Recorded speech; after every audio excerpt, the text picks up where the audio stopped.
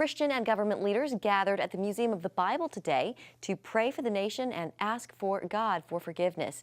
The National Gathering for Prayer and Repentance reflected on the 2024 election, but its main focus was on spiritual revival. The purpose of prayer is to align ourselves with the will of God. We don't believe that governmental leaders can pray together and then go back on the floor and vote in opposite ways on issues the scriptures are clear about. If they pray together, they come in alignment with the will of God.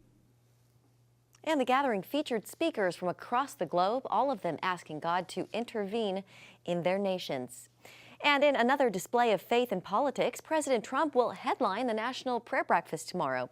The annual tradition led by Congress brings together leaders from across the political spectrum to pray for the nation.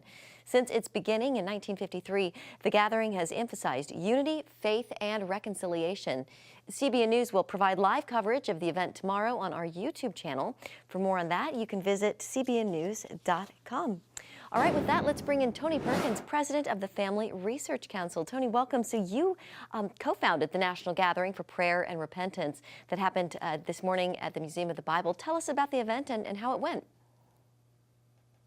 Well, this is our third annual year to do this, and it was a desire just to come together to pray. It's not a prayer breakfast, as Dr. Garlow says. There's no breakfast. It's just all prayer, and that's what we did. We prayed, and then when we talk about prayer and repentance is something that, it talked about a lot, but it is taking ownership and recognition of where we've fallen short of what God has called us to be as individuals and collectively as a nation. And so that was a major focus today, not only for the United States, but we had dozens of foreign countries represented and praying at the event this morning. Yeah, it's neat to see so many high-profile people coming together and praying and asking for repentance. President Trump, Tony, will speak at the National Prayer Breakfast tomorrow. What are you hoping to hear from him? Is there anything that you're going to be listening for specifically? Well, we've seen actions, which is actually more encouraging than speeches, and we heard you showed a clip just a few moments ago of the vice president. I'm very encouraged that religious freedom is taking center stage once again under this administration. In the previous Trump administration, in their foreign policy, religious freedom, international religious freedom was a top priority because it brings stability.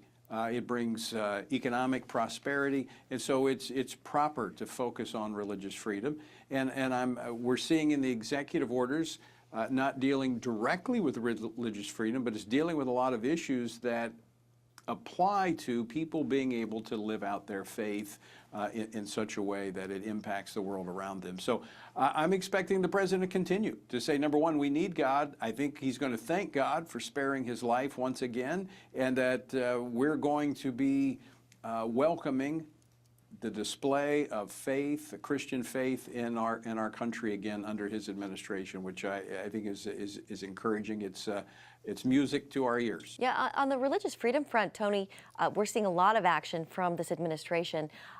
What more would you like to see them do as it relates to that issue? Well, yeah, it's a great question. It's a great question because one thing that we are looking for is this administration is kind of having to undo what the previous administration, the Biden administration, did and just get us back really to where we were in 2020 when the Trump administration left. So one big piece that I think is going to be coming soon was the executive order dealing with religious freedom throughout the federal government in the workplace and elsewhere. So that's one measure that I think should be coming soon.